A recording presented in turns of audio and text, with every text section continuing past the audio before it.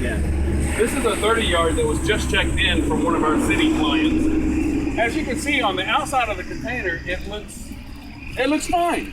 It has a few rust holes in it, which we can kind of get confused sometimes, because after we walk inside this container is really bad. We're gonna have to plate it from the inside.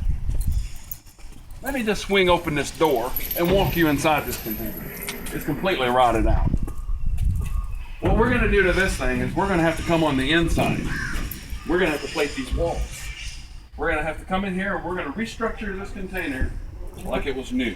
We're gonna reskin this. We're gonna remove all this metal and we're gonna put on new 1/8 metal, 10 gauge material, all the way down the sidewall, all the way in the front, all the way on this sidewall, and we're gonna replate the floor for a fraction of what it costs new. As you can see, the floor's rotted, the back door's rotted. But by DFW Container Service, we're going to refurbish this container and turn it back to the customer at a discounted rate of what a new one costs. Thank you again for choosing Gorilla Cans.